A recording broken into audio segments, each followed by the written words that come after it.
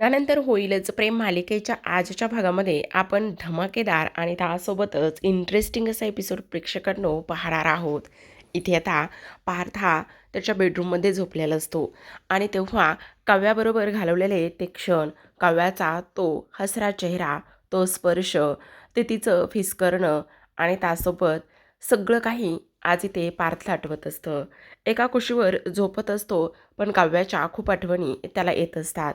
मध्येच दचकून उठतो, कारण पोटामध्ये भुकेचा खड्डा जो पडलेला असतो. बिचाऱ्याने संध्याकाळी काहीच खाल्लेलं नसतं, त्यामुळे त्याला फारशी नीट झोपसुद्धा येत नसते. तेवढ्यातच फोन वाजतो. 11 वाजून 11 मिनिटं झालेले आहेत आणि काव्याची व्हॉईस नोट आलेली आहे आणि तेव्हा काव्याने पाठवलेले आहे, देशमुख 11 वाजून 11 मिनिटं झालेले आहेत, विश मागायची का? तेव्हा लगेच आता तो इग्नोर करतो. त्यानंतर मनातच म्हणत असतो, नाही नाही, काव्याची कोणतीच आठवण नको आहे, पण सतत मला काव्याचा चेहरा आणि काव्याची आठवण का आठवते? नाही नाही, मला ना अजिबात त्यांचा चेहराही आठवायचा नाही आणि त्यांना आठवायचं सुद्धा नाही, असं पार्थ बोलत असतो. काय करू, भूक तर खूपच लागलेली आहे, पिठलं आणि भाकरी खाऊ का थोडीशी? तेवढ्यातच पुन्हा एक व्हॉईस नोट येते आणि ती व्हॉईस नोट असते, काय हो देशमुख, तुम्हाला पाठवलेली पेस्ट्री तुम्ही खाल्ली का? भूक लागली असेल ना, खाऊन घ्या बरं पटकन पेस्ट्री. आता एकावर एक मेसेजेस येतात, व्हॉईस नोट्स येतात आणि त्यामुळे पार्थ मात्र वैतागत असतो. आठवण अगोदरच येते आणि त्यात परत काव्य असं करते आणि आता काव्याचा आवाजसुद्धा मला ऐकायचा नाही, म्हणून तो लगेच आता मोबाईल स्विच ऑफ करून टाकतो आणि धावतच किचनकडे जायला निघालेला असतो. कारण काहीतरी खाणं गरजेचं आहे, भूक लागली ना, त्यामुळे पोटाची भूक भागवणं तर गरजेचं आहे, म्हणून किचनकडे धाव घेतो. आता किचनकडे धाव घेतल्यानंतर विचार करतो, थोडंसं दूध असेल ना किचनमध्ये तर तेच पितो. मग किचनमध्ये पाहतो तर दूधसुद्धा नसतं. मग काय करू, पिठलं भाकरी बघतो. मग पिठलं आणि भाकरी पाहायला जातो तर ते सुद्धा संपलेलं असतं. अरे बापरे, हे सुद्धा संपलेलं आहे, काय खाऊ आता, असा तो विचार करत असतो. तेवढ्यातच माननी त्याला बोललेली असते, तुझी पेस्ट्री तशीच फ्रीजमध्ये आहे, काव्याने पाठवलेली आहे ना, आणि तू ती फ्रीजमध्ये ठेवली होतीस ते सुद्धा त्याला आठवतं आणि तुला भूक लागली ना तर तू नक्कीच ती पेस्ट्री खाऊन घे. आता पार्थकडे कुठलाच पर्याय शिल्लक राहिलेला नसतो काव्याने पाठवलेली पेस्ट्री खाण्याव्यतिरिक्त. त्यामुळे पेस्ट्री हातामध्ये घेतो आणि पेस्ट्री हातामध्ये घेऊन ओपन करत असतो तो बॉक्स. आता बॉक्स ओपन करतो. खरं तर त्याला पेस्ट्री खायची असते, काव्याची खूप सारी आठवण येत असते आणि पेस्ट्री खावी असा सुद्धा मनामध्ये विचार येतो, कारण भूकच तेवढी लागलेली असते बिचाऱ्याला. आता पेस्ट्री एका डिशमध्ये काढून ठेवतो आणि त्यानंतर तो पेस्ट्री खाणार. तेवढ्यातच त्याला जीवा आणि काव्याचा तो फोटो स्क्रीनवरचा आठवतो, ती दोघांचा मिठीतला फोटो आठवतो आणि हे सगळं काही आठवल्यानंतर हातामध्ये घेतलेला जो काही पेस्ट्रीचा स्पून आहे तो आपसुकच खाली गळून पडतो आणि त्यानंतर मात्र गळून पडल्यावर तो ताबडतोब ती पेस्ट्री तिथे ठेवून देत असतो आणि लगेच तिथून निघून जातो. त्यानंतर इकडे जीवा आणि काव्याचे ते क्षण, त्याचबरोबर ती सगळी केलेली सगळ्यांनी चौघांनी एकमेकांसोबत धमाल, ह्या सगळ्या गोष्टी त्याला आठवतात. आता दुसऱ्या बाजूला आपण पाहतो की इकडे जीवासुद्धा झोपलेला असतो. नेहमीप्रमाणे चकाचक बाई आणि पसारेवालेमध्ये हा रोल, हा त्यांनी जो पूल बांधलेला आहे तो तसाच होता. आता त्यालासुद्धा इथे चकाचक बाई स्वप्नात आली, हे सगळं काही आठवतं. ती सगळी मस्ती आठवते, तो सगळा पसारा आठवतो, ती घर सोडून जात असताना झालेला वाद आठवतो, त्या सगळ्या गोष्टी त्याला आठवतात.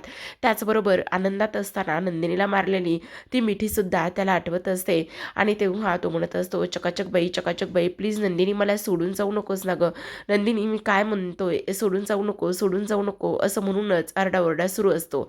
तेवढ्यातच आता मानिनी तिथे येते आणि मानिनी तिथे आल्याबरोबर त्याचा हात पकडते. तेव्हा पुन्हा जीवा म्हणत असतो, नंदिनी प्लीज नको गं सोडू, नको गं सोडू, असं म्हणत असतो. मानिनी म्हणत असते, काय झालंय जीवा, उठून बस बरं प्लीज, काय झालंय तुला, काय होतंय? आई आई तू नंदिनी नंदिनी नंदिनी आली होती आत्ता इथे, नंदिनी आली होती आत्ता इथे. त्यावर मानिनी म्हणत असते, हे बघ जीवा रडू नकोस, नंदिनी नाही बाळा, मी आहे इथे. आणि त्यावर जीवा म्हणत असतो, मला वाटलं नंदिनी आली होती. आणि तेव्हा मानिनी म्हणत असते, पण मला एक गोष्ट सांग, हे बेडवर असं काय करून ठेवलेलं आहेस? तेवढ्यातच आता जीवा म्हणत असतो, अगं आई, ते काय ना, चकाचक बाई आणि ह्या पसारेवाला दोघांमध्ये ही एक बॉर्डर होती. अच्छा, अरे पण आता ती नाही आहे ना जीवा, मग तू हे काढून टाकायला हवंयस ना. तेव्हा जीवा म्हणत असतो, आई तुला कोणी सांगितलं की आत्ता चकाचक बाई इथे नाही आहे म्हणून? ती इथेच आहे, ती कुठेही गेलेली नाही आहे आणि ती या खोलीमध्ये परत येईल आणि स्वतः ही बॉर्डर दूर करेल, माझा विश्वास आहे. आणि ही स्वतः बॉर्डर दूर करून माझ्यासोबत ह्याच बेडवरती झोपेल, नक्की होणार आहे असं. बघा ना प्रेक्षकांनो, आईसमोर ह्या गोष्टी तो बोलतोय, कसं आहे ना. त्यावर मानिनी म्हणत असते, हो बाबा, नक्की तसं होणार आहे, तू काळजी करू नकोस, नंदिनी नक्की परत येणार आहे. पण तू असा अस्वस्थ होऊ नकोस बरं, स्वतःला एवढा त्रास अजिबात करून घेऊ नकोस बरं. त्यावर जीवा म्हणत असतो, नाही आई, पण आई मला खरं सांग ना, नंदिनी परत येईल ना गं? हो रे राजा, नक्की परत येईल आणि नक्की तू तिला परत आणशील, हा सुद्धा माझा विश्वास आहे. त्यामुळे काळजी अजिबात करू नकोस. आता मानिनीला हे सगळं पाहिल्यानंतर थोडंसं त्रास होत असतो की तिची मुलं अशा पद्धतीने दुःखात आहेत. तिच्या मुलांना ती अजिबात सावरू शकत नाही. त्यामुळे तिला वाईट वाटत असतं. तिच्या मुलांची ही अवस्था पाहिल्यानंतर तिला खूप जास्त भरूनसुद्धा येत असतं. कारण तिकडे पार्थला सावरता सावरता नाकीनऊ, तर इकडे जीवालासुद्धा सावरता सावरता नाकीनऊ आलेले असतात. तेव्हा मानिनी जीवाला म्हणत असते, मला माहिती ना, माझा मुलगा नक्की त्याच्या बायकोला परत आणेल म्हणून. तर आता दुसऱ्या बाजूला आपण पाहतो की सकाळ झालेली असते. पार्थला भूक लागलेली असते. मानिनी काही आणखी उठलेली नसते. त्यामुळे पार्थ सकाळी सकाळीच किचनमध्ये येतो आणि स्वतःसाठी ऑमलेट बनवत असतो. तेवढ्यातच रमा येते आणि म्हणत असते, अरे काय करतोयस पार्थ, तू हे का बनवतोयस? आणि इकडे मी तुला बनवून देते, तुला भूक लागली ना. त्यावर पार्थ म्हणत असतो, नाही नाही, त्याची काही गरज नाही, मी माझा बनवतो. तेव्हा रम्या म्हणत असते, अरे असं काय करतोयस पार्थ, मी असताना तुला एकट्याला बनवायची काय गरज आहे? नको म्हणून सांगितलंय ना रम्या, माझा मी बनवतो. बरं ठीक आहे, एक काम कर ना, तू बनवतोच आहेस ना, तर तू माझ्यासाठी सुद्धा एक बनव. तोपर्यंत मी आपल्या दोघांसाठी ना मस्त पाव गरम करते, ब्रेड गरम करते. असं इकडे ती बोलत असते. आणि तेव्हा लगेच आता म्हणत असते, नाही, हाच एक चान्स आहे पार्थच्या जवळ जाण्याचा, पार्थला इम्प्रेस करण्याचा आणि त्याला मनवण्याचा. कारण काही जरी झालं तरीसुद्धा पार्थ फक्त माझाच आहे असा विचार ती करते. आता एका बाजूला ऑमलेट होत असतं, दुसऱ्या बाजूला रम्याने ब्रेडसाठी पुन्हा पॅन गरम करायला ठेवलेला असतो. तेवढ्यातच आता पार्थचा फोन वाजायला सुरुवात झालेला असतो. कारण काव्याला पार्थशी बोलायचं असतं, म्हणून काव्या कंटिन्यू असा व्हिडिओ कॉल करत असते. ता रम्या म्हणत असते मनामध्येच, असू दे ना, हाच एक तो क्षण आहे. जर मी काव्याचा व्हिडिओ कॉल घेतला आणि तिला दाखवून दिलं की पार्थ हा माझ्याजवळ आहे, मी त्याच्यासोबत आहे, तो हॅपी आहे, तर मग तेव्हा रम्या पार्थला म्हणत असते, अरे पार्थ, तू काव्याचा फोन का कट करतोयस? तू वेडा आहेस का? हे बघ, जर आपण एखाद्यामुळे अपसेट असू, एखाद्यामुळे आपल्याला त्रास झालेला असो, तर आपण त्याला असं कंटिन्यू दाखवून द्यायचं नाही आहे. उलट त्याच्यासमोर त्याच्या नाकावर टिचून आपण चांगलं राहायचं, चांगल्या गोष्टी करायच्या आणि त्याला दाखवून द्यायचं की तुझ्यामुळे माझं काही अडत नाही आहे किंवा तुझ्या लाईफमध्ये आणि माझ्या लाईफमध्ये खूप सारा फरक आहे. मग तू असा काव्याचा का फोन कट करतोयस? उलट तिचा फोन उचलून तिला हे सगळं दाखवून द्यायला पाहिजेस की तू किती हॅपी आहेस म्हणून. पण पार्थ मात्र काहीच बोलत नसतो. तेव्हा पुन्हा इकडे जी काही काव्य आहे ती कंटिन्यू फोन करतच असते. आणि इकडे बरे पार्थ म्हणत असतो, रम्या गप्प बस हां. पण रम्या कुठे ऐकते प्रेक्षकांनो. लगेच आता काव्याचा पुन्हा व्हिडिओ कॉल आल्यानंतर व्हिडिओ कॉल रम्या रिसीव्ह करत असते. तिकडून काव्याला पार्थनी उचलला असं वाटत असतं, तर इकडे रम्या असते. आणि तेव्हा रम्या म्हणत असते, काय गे, किती वेळा पार्थच्या फोनवर फोन करतेस? पार्थला तुझ्याशी बोलायचं नाही आहे तरीसुद्धा इकडे तू फोन करतेस. त्यावर काव्या म्हणत असते, काय गे, बिघडलेली सिनेमन कॉफी, तुझा हात बरा झाला वाटतं, माझ्या नवऱ्याचा फोन उचलण्या इतपत तुझी हिंमत झालेली आहे. त्यावर रम्या म्हणत असते, त्याचं काय आहे ना काव्या, माझा हात तर बरा झाला आहे, कारण पार्थने माझ्या हाताची एक्सरसाइज करून घेतली आहे आणि त्यामुळे तो बरा झाला आहे. त्यावर आता लगेच काव्या म्हणत असते, हो का? पण तुला एक गोष्ट कळत नाही आहे रम्या अजूनसुद्धा, की ज्या हातामध्ये तू इथे पार्थला राखी बांधायला हवी आहेस, खरं तर तो तुझा भाऊ लागतो ना, त्यामुळे भावाने बहिणीसाठी एक्सरसाइज करून घेतली असेल. आता रम्या मात्र चिडते बरं का बहीण म्हटल्यानंतर. ती म्हणत असते, ए गप्पा बस, मी पार्थची मैत्रीण आहे, मी त्याच्या आत्याची मुलगी आहे. अगं हो, एवढी मोठी लग्नाची घोडी झालीस तरीसुद्धा दुसऱ्याच्या नवऱ्याच्या जवळ जातेस, त्याच्या हातात हात देतेस, त्याचा फोन उचलतेस त्याच्या बायकोचा आल्याला. मग हे सगळं काय आहे? काय चाललंय तुझं? त्यावर रम्या म्हणत असते, तू गप्प बस हां काव्या, कळलं का तुला?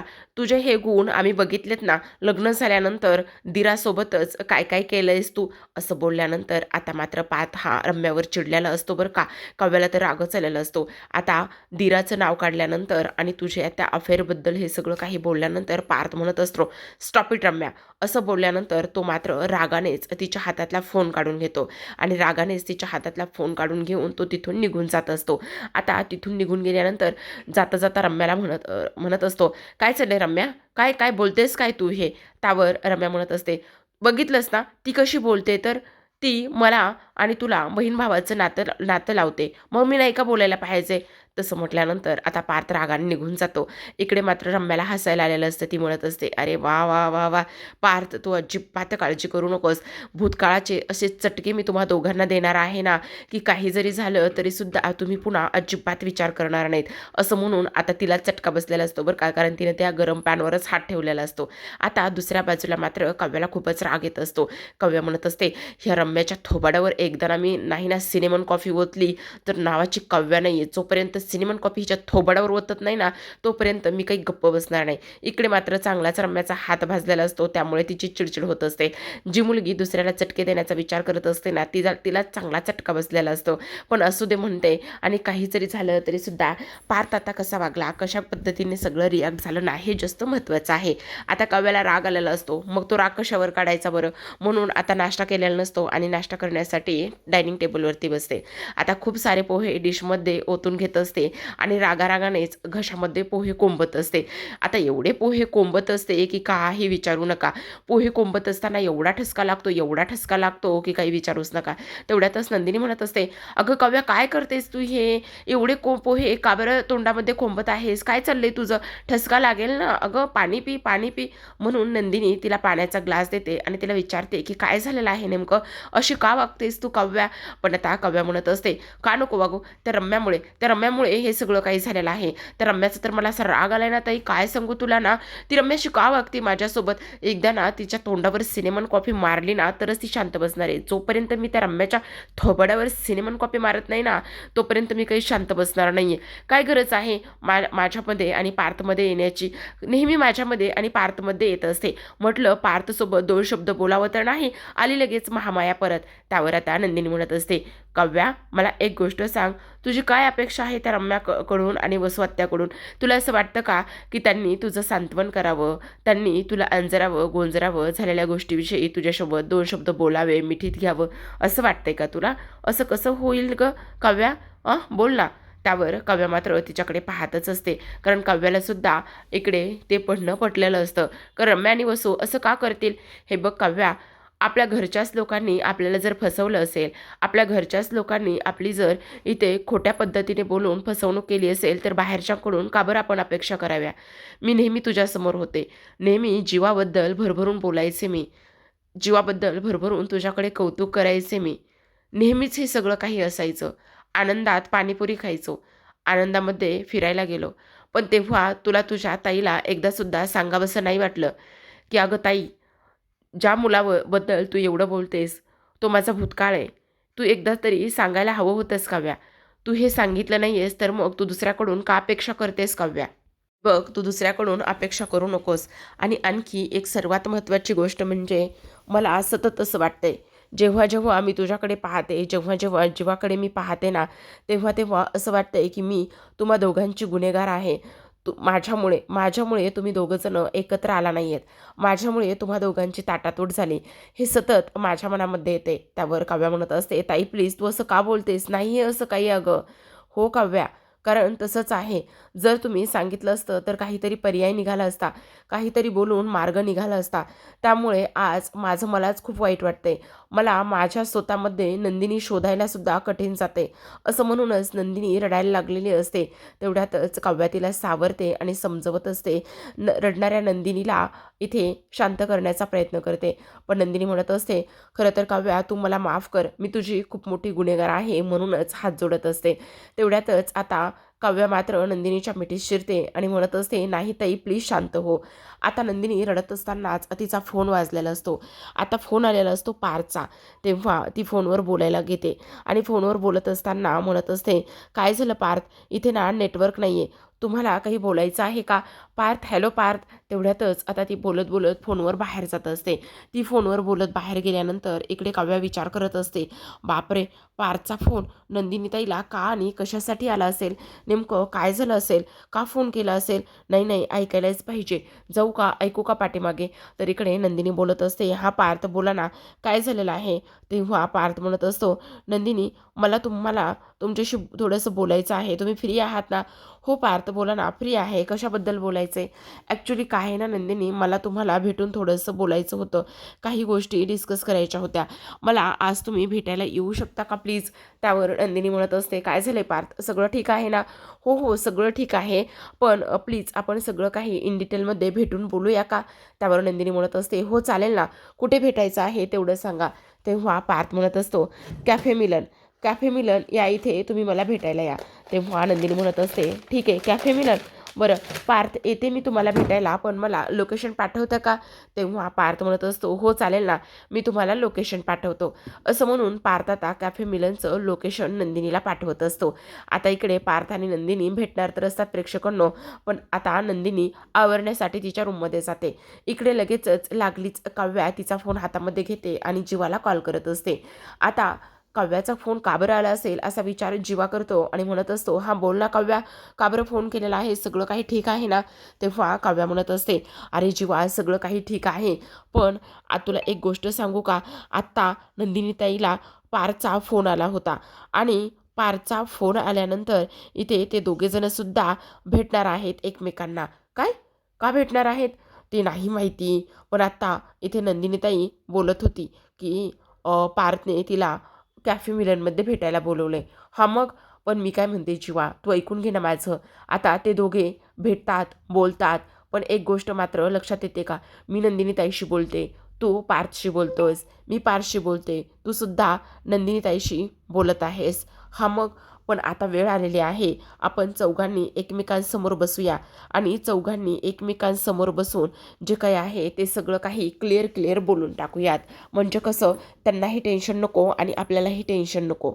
असं आता काव्या म्हणत असते. आता हे असं तू तिकडे, मी इकडे, हे इकडे आणि ती तिकडे असं व्हायला नको. मी काय म्हणते, आपण स्पष्टपणे त्यांना जे काही भूतकाळ आहे त्या सगळ्या गोष्टी सांगूयात आणि सगळं काही सांगितल्यानंतर त्यांना स्पष्टपणे सांगूयात की आम्हाला तुम्हीच हवे आहेत. आम्हाला तुमच्यापासून अजिबात वेगळं व्हायचं नाही आहे. काही जरी झालं तरीसुद्धा आम्हाला तुमच्यासोबतच राहायचं आहे, असं आपण त्यांना सांगून टाकूयात, असं काव्या बोलत असते. आता काव्याने हे सगळं काही बोलल्यानंतर लगेचच जीवा म्हणत असतो, ठीक आहे, तू अजिबात काळजी करू नकोस. आता काही जरी झालं ना तरीसुद्धा हार मानायची नाही. काही जरी झालं तरीसुद्धा हे सगळं आपण त्यांना भेटायचं, भेटून सगळं काही क्लिअर करून घ्यायचं. आणि लगेचच आता काव्या म्हणत असते, तू ये भेटायला. कुठे भेटायला बोलवले? असं म्हटल्यानंतर काव्या त्याला ॲड्रेस सांगते. दुसऱ्या बाजूला आपण पाहतो की इकडे नंदिनी कॅफे मिलनमध्ये येऊन बसलेली असते. आता नंदिनी कॅफे मिलनमध्ये येऊन बसल्यानंतर आपण पाहतो की ती जीवाचा विचार करत असते. तेवढ्यातच तिच्यासमोर जीवा येऊन बसतो आणि तेव्हा जीवासमोर येऊन बसल्यानंतर लगेच नंदिनी म्हणत असते, जीवा तुम्ही? हो, मीच चकाचक बाई, कोण येणार होतं आणखी? त्यावरती म्हणत असते, पार्थ येणार होते ना, पार्थ कुठे आहेत? त्यावर लगेच आता जीवा म्हणत असतो, अगं चकाचक बाई, तुला तो क्षण आठवतोय का, ज्या दिवशी इथे आपलं आनंद निवास मिळालं होतं आणि आनंद निवास मिळाल्यानंतर तुला ती गोष्ट इथे आठवते का? तेव्हा आपण कसं छान असं सेलिब्रेशन केलं होतं, आठवतंय का तुला? आठवतंय कसलं मस्त सेलिब्रेशन केलं होतं? तेव्हा नंदिनीला तो क्षण आठवतो आणि हसू आलेलं असतं थोडंसं चेहऱ्यावरती, हलकंसं बरं का. तेव्हा लगेच पुन्हा जीवा म्हणत असतो, म्हणूनच मी आत्तासुद्धा आलेलो आहे. आत्तासुद्धा मला तुझ्यासोबत सेलिब्रेशन करायचं आहे. कोणीतरी मला सांगितलं होतं की इकडे आनंद देता येतो, पण सुख देणं खूप जास्त कठीण आहे. तेवढ्यातच नंदिनी उठते आणि पर्स घेऊन निघायला लागते. पुन्हा जीवा उठतो आणि तिच्या पाठीमागे येत असतो आणि जीवा उठून तिच्या पाठीमागे येऊन तिचा हात पकडतो आणि तिला थांबवण्याचा प्रयत्न करत असतो आणि म्हणत असतो, नंदिनी असं काय करतेस? प्लीज मला तुझ्याशी बोलायचं आहे, मला बोलून सगळं क्लिअर करायचं आहे, प्लीज मला सोडून जाऊ नकोस ना. हे बघ चकाचक बाई, तू माझं ऐकून तरी घे ना. पण आता मात्र जेव्हाच तो असं बोलत असतो तेव्हा मात्र तिच्या डोळ्यामध्ये अश्रू पाणी आलेलं असतं, डोळे पाणावलेले असतात आणि तेवढ्यातच ती भानावर येते. कारण तो जीवा नसतोच, तर तिच्यासमोर असतो पार्थ. इकडे तिकडे आजूबाजूला पाहते पण कोणीच नसतं. तेव्हा पार्थ म्हणत असतो, नंदिनी काय झालंय, तुम्ही ठीक आहात ना? नंदिनी काय झालंय, तुम्ही ठीक तर आहात ना? तेव्हा नंदिनी आजूबाजूला बघते पण कोणीच नसतं, कारण इथे जो जीवा आहे तो मात्र कधीच निघून गेलेला असतो. आता नंदिनी म्हणत असते, हो पार्थ मी ठीक आहे. ठीक आहे, बरं ठीक आहात ना, या चला बसूयात टेबलवरती, असं म्हणून दोघेजण सुद्धा आता टेबलवरती बसत असतात. तर आता प्रेक्षकांनो आजच्या भागामध्ये एवढंच. उद्याचा भाग पाहायचा असेल तर नक्की चॅनलला सबस्क्राईब करा. छान छान कमेंटद्वारे तुमचा अभिप्राय कळवत जा. त्याचबरोबर आता ह्या दोघांचा सुद्धा निर्णय तुम्हाला किती आवडतो, किती पटतो हे सुद्धा सांगा. आणि सगळ्यात महत्त्वाचं म्हणजे कोणती जोडी तुम्हाला एकत्र पाहायला आवडते हे सुद्धा कमेंटद्वारे नक्की सांगा. तर आता आपण पाहतो की इकडे पार्थ हा नंदिनीला भेटायला आलेला असतो, कारण काव्याचे एक्झाम जवळ येणार असतात आणि त्यामुळे जे काही पुस्तकं आहेत, बुक्स आहेत, तो पार्थ इथे घेऊन आलेला असतो. पार्थ ते पुस्तकं घेऊन आल्यानंतर इकडे मात्र नंदिनीला म्हणत असतो, आता काव्याची एक्झाम जवळ आलेली आहे, त्यामुळे हे पुस्तकं त्यांना लागतील, प्लीज हे घेऊन जाणार. त्यावर लगेच आता नंदिनी त्याला म्हणत असते, मी काय म्हणते, एवढं काव्यावर प्रेम आहे, एवढं तिच्यावर मनापासून प्रेम करता तर हा कडवटपणा सोडून द्या ना आणि तिला आपलंसं करा, असं नंदिनी म्हणत असते. पण आता पार्थ म्हणत असतो, ते शक्य नाही आहे, कारण जेव्हा जेव्हा त्यांचा चेहरा आठवतो तेव्हा तेव्हा तेच सगळं मला आठवतं, असं सुद्धा तो इथे बोलत असतो. तर आता दुसऱ्या बाजूला काव्या ही कॅफे मिलनमध्ये निघालेली असते आणि काही टवाळ मुलं, टुक्कार मुलं गाड्यावरती बसलेले असतात आणि तेव्हा ते काव्याचे छेड काढतात. ते म्हणत असतात, अरे हीच ती देशमुखांच्या मोठ्या मुलाबरोबर लग्न करणारी आणि बारक्यासोबत अफेअर करणारी. आणि तेव्हा एक मुलगा म्हणत असतो, अरे आम्ही सुद्धा दोघंजण भाऊ आहेत, आमच्याकडे सुद्धा तू येतेस का, असं सुद्धा इथे आता ती बोलत असते. ते बोलल्यानंतर आता काव्या मात्र मागे वळून पाहते आणि तेव्हा पुन्हा ती लोक म्हणत असतात, हो मी तेच सांगतोय, अरे तू एकाबरोबर लग्न केलंयस आणि दुसऱ्याबरोबर अफेअर होतं ना आणि एकाच घरात राहिलीस, मग आम्ही सुद्धा आहोत इथे. तेवढ्यातच नंदिनी येते आणि नंदिनी मात्र सनकन त्या मुलांच्या कानाखाली वाजवत असते आणि म्हणत असते, एक मिनिट, हिंमत कशी झाली माझ्या बहिणीबद्दल हे सगळं काही बोलण्याची, ती माझी बहीण आहे, समजलं तुम्हाला, लायकीत राहायचं, कळलं का? आणि तिच्या जवळसुद्धा येण्याचा आणि तिला काही बोलण्याचा प्रयत्न जरी केला तर बघा, अगं ये काय मूर्खबाई आहेस तू, तुझं आयुष्य तिच्यामुळे उद्ध्वस्त झालंय आणि तिच्यामुळे तुझं आयुष्य उद्ध्वस्त होऊन सुद्धा तू तिच्या पाठीशी उभी राहते, तिची बाजू घेते. त्यावर नंदिनी म्हणत असते, ती माझी बहीण आहे, तिचं काय करायचं आणि काय नाही हे माझं मी बघून घेईन. तर प्रेक्षकांनो पाहत राहा, लग्नानंतर होईल.